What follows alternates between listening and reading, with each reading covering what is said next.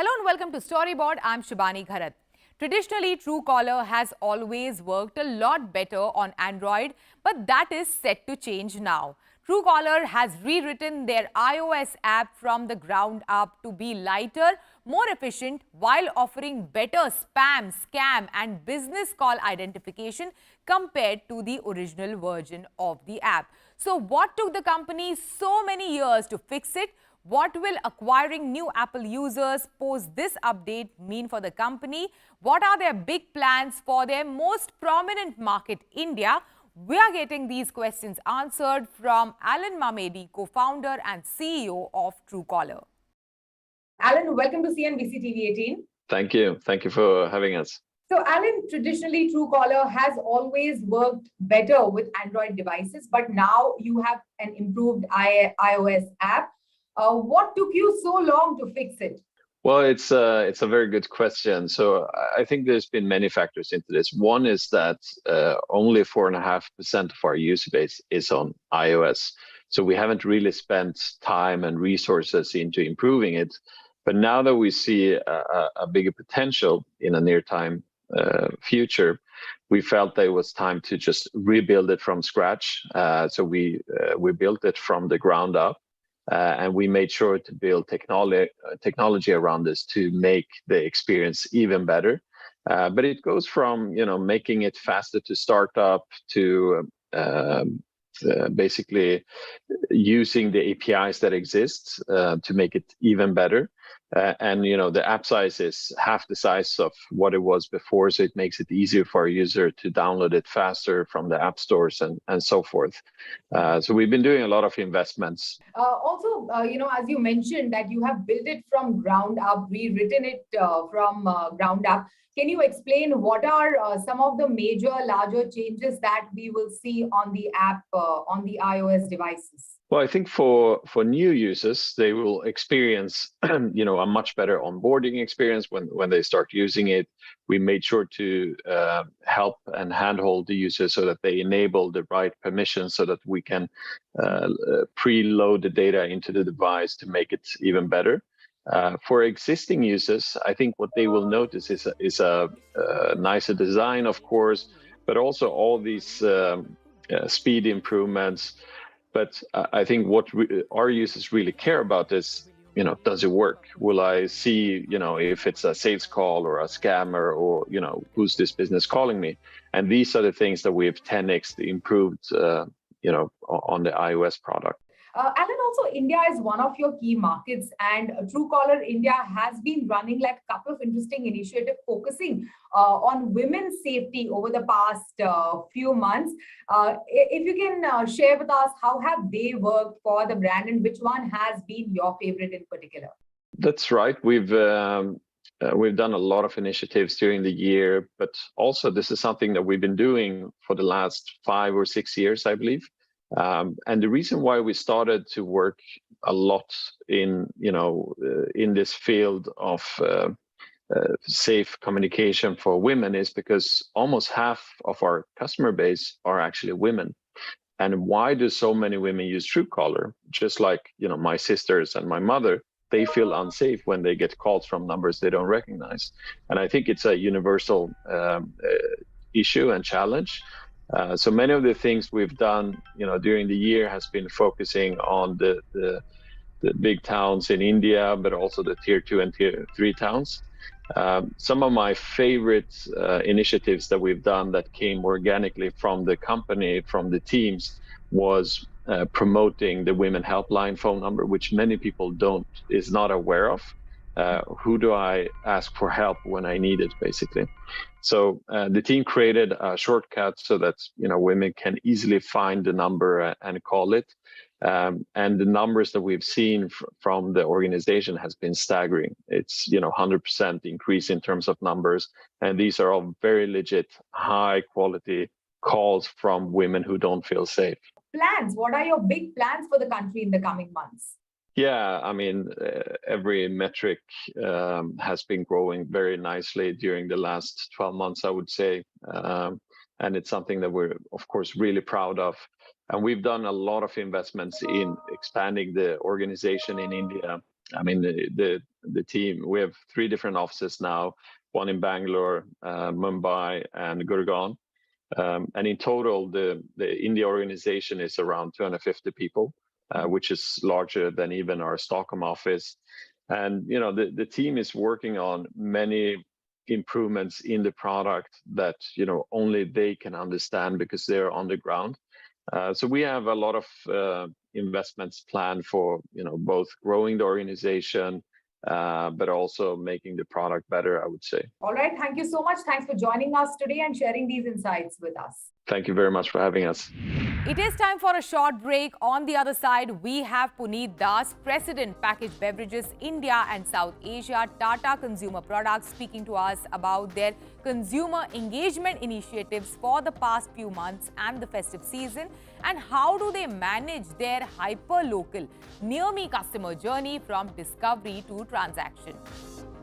Welcome back. Over the past few months, we have seen Tata Tea create several interesting consumer engagement initiatives, from the most recent Desh Ka Garv, the Independence Day campaign that featured 8 iconic moments and events from India's post-independence journey of 75 years, to the Holi party on Metaverse in the month of March. This brand of packaged tea has also adopted the hyper-local approach in its marketing to drive deeper penetration of its brands across regions. Today, we are catching up with Puneet Das, President, Packaged Beverages, India and South Asia, Tata Consumer Products, who is speaking to us about their consumer engagement initiatives for the past few months and the festive season, and how do they manage their hyper-local, near-me journey from discovery to transaction for their customers. Puneet, welcome to CNBC TV18. Thank you, Shivani, for having me again. Puneet, from Desh Ka Garv to climate change to the Holi party on Metaverse, how do you come up with these campaigns and the consumer engagement initiatives for Tata Tea? I mean, thanks for the compliment. But I think, first of all, I think we are very deeply rooted in, our proposition, especially when it comes to Tata Tea and Tata Tea Premium, where we started this journey of hyper-local, activation.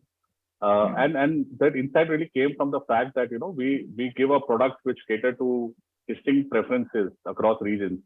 And hence, when we came from the product growth, we realized that when you marry it to the whole insight about how Indians love their food and beverages and their localized choices, the proposition of hyperlocal was born. And hence, since then, we have been basically trying to sort of give them these, bring out this hyperlocal activation across our marketing mix.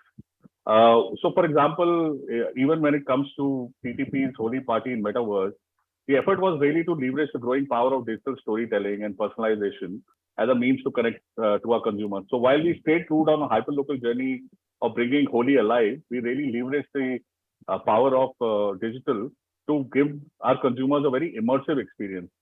So I think being true to the brand proposition and being relevant to what the need of the hour is what is helping us to come up with such initiatives. And our Independence Day initiative, the Desh Ka Garv campaign, was again came out of this insight, which was about how, during Independence Day, while, everyone was celebrating the 75 years of India's independence, we thought that what if we were able to, bring this alive and give consumers a chance to own some key moments and, events that have happened in the 75 years, which consumers can sort of relive those moments again, especially today's generation, and also get a chance to own them.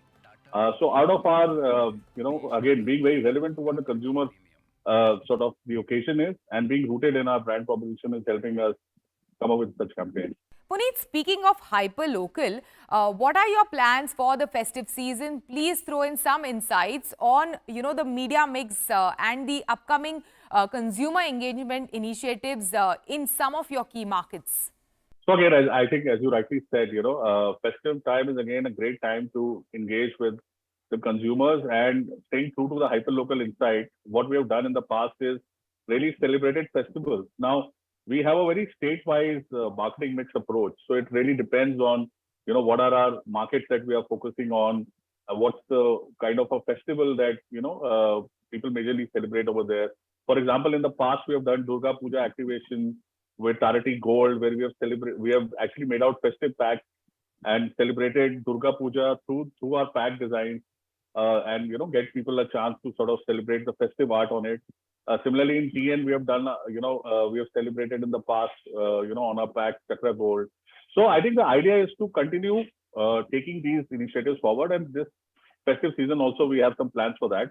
From a marketing mix point of view, see, when you're doing a hyper-local strategy, digital plays a big role because you obviously have to sort of target them, in a sense, region-wise or state-wise, and digital can really help you do that, besides giving you the reach. And what else? What also helps is print. I think the print and print used in impact, I think, plays a big role. Puneet, also, how do you manage this near-me customer journey from discovery to transaction when it comes to, all your work and marketing initiatives that are hyperlocal? Oh yeah, it's actually quite a process. I think first is I think the trick is really to start early. For example, the earlier on you start, the more time you get to spend and immerse yourself in understanding the culture and the cost that you want to sort of get associated with. So what we have started doing is starting early.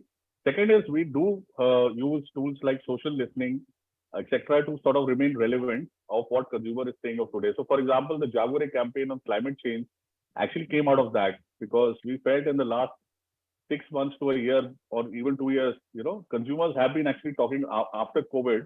If you take away the COVID impact, in general, what consumers are talking about, especially the youth of today and even the children of today, are talking about how the planet is getting affected by climate change and how it's now started affecting them and their future is at stake. So we use those social listening tools to then see that, okay, is this something that we feel as the brand we can sort of talk and do something about it, make either a positive impact or spread awareness about it. And basis that, we basically start designing our marketing mix, which we again validate to consumers. And then we decide that what part of marketing mix needs to really be highlighted.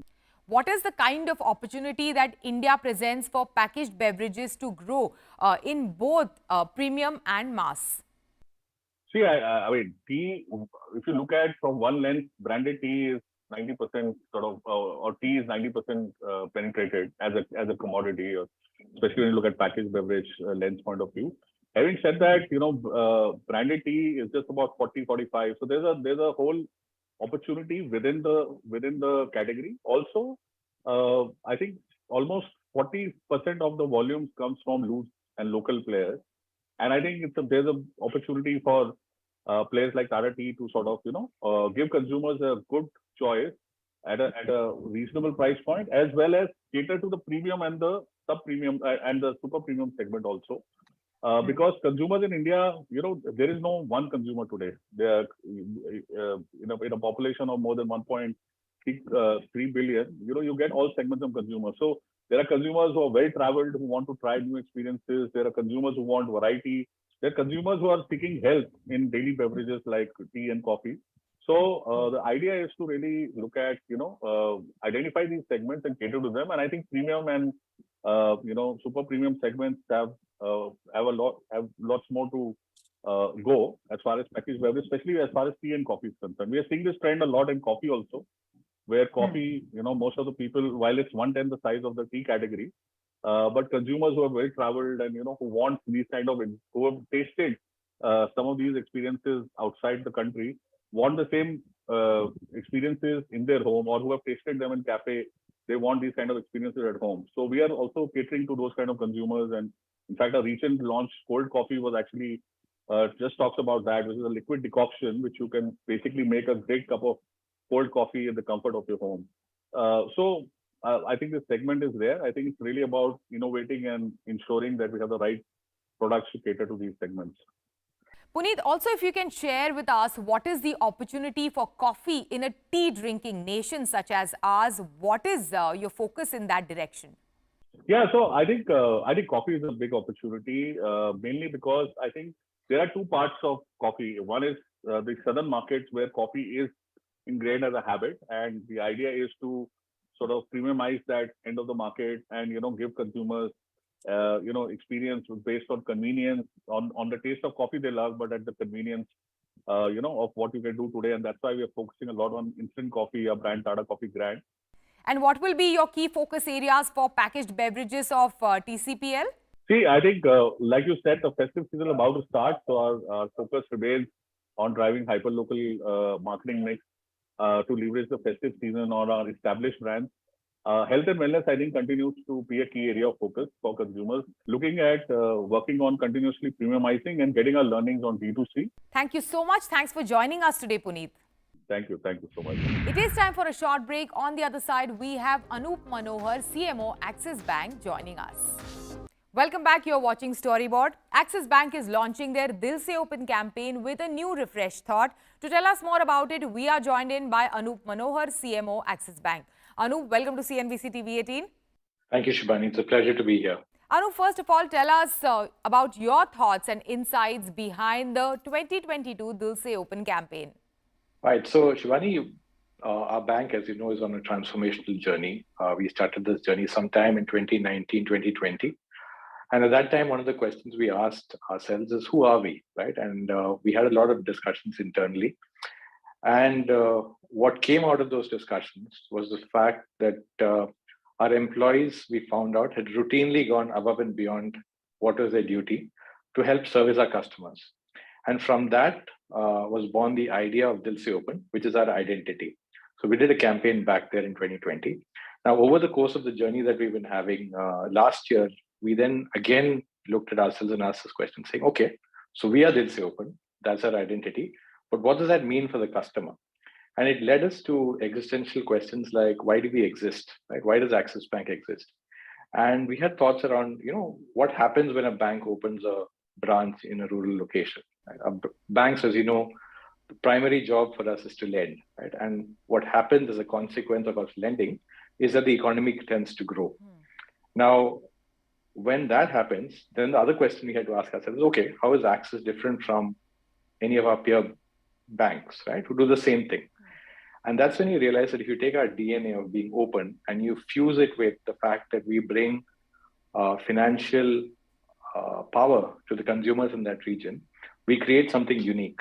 And we define that as our shared purpose, which is creating lasting value for our customers by helping them achieve their dreams, right? So it's our openness that comes in, it's our financial resources that we bring, and it's also the drive that the customer brings. Yeah. So essentially, the insight behind what we wanted to do, especially in the banking and financial services industry, where customers are really sometimes talked down to, is the fact that we wanted to play to our strength. And the core insight is that true customer delight in this industry can only be delivered by humans. Okay.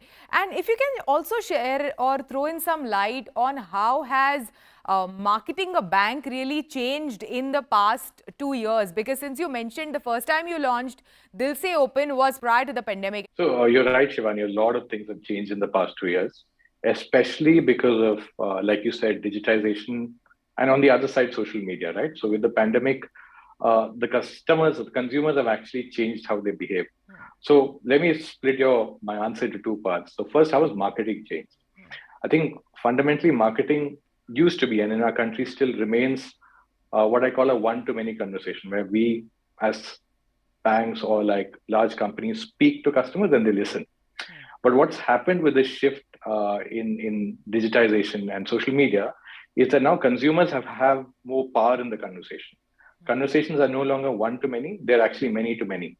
So the trick for a marketer is to be part of the conversation, even though you're not in that room. And especially in the financial services or any service industry, word of mouth is a very strong driver of choice. So as marketers, we now need to be focused on building communities rather than landing messages or campaigns.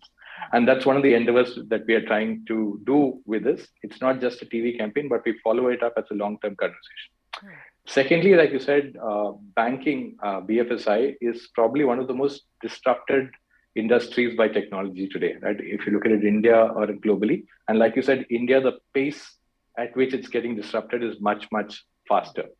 So as a bank, we obviously have to think about the here and now, and we also have to think about tomorrow. And one of the things that we have had conversations in internally is that while banks might not exist in the future, banking still will.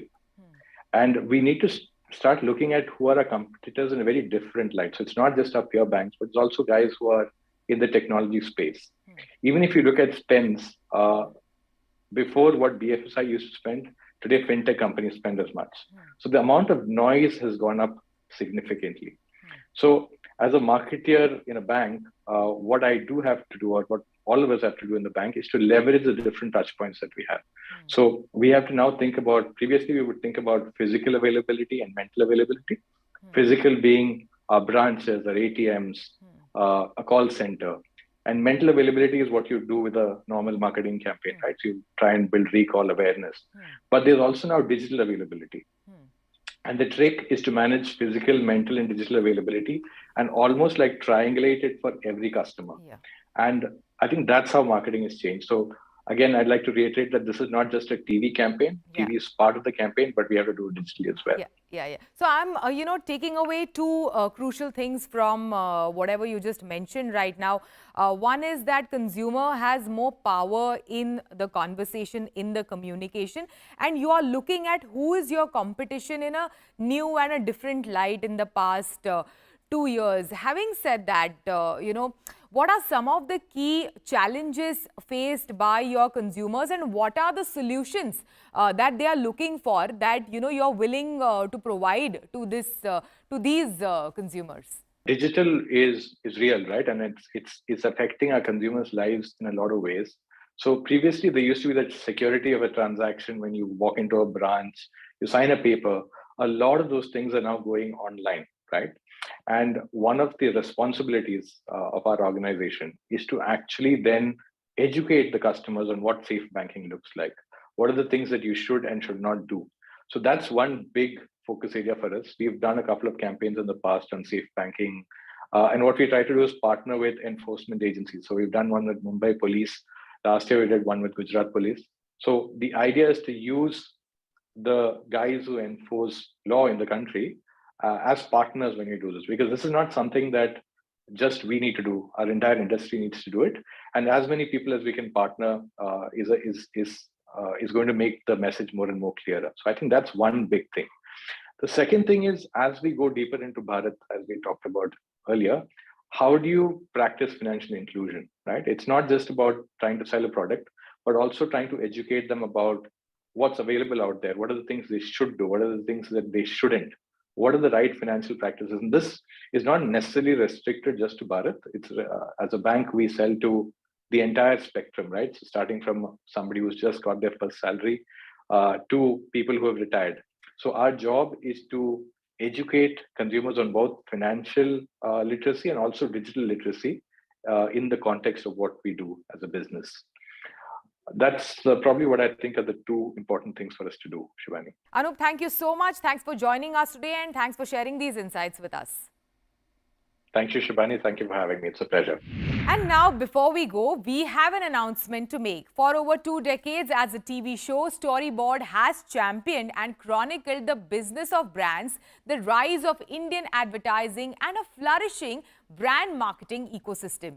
Today, we are building on that legacy and taking Storyboard to the next level as a destination for modern marketers building legendary brands. Storyboard 18 has a new home on India's largest business news portal, Money Control. To celebrate this moment, we embark on the next leg of our journey. We have kicked off a special community campaign.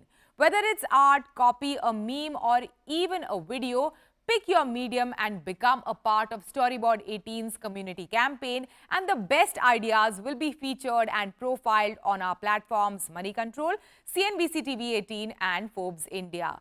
So do send in your entries today. With that, it's a wrap on Storyboard this week. You can catch all of our content on Facebook, Twitter and YouTube. Thanks for watching. We will be back same time next week. See you soon.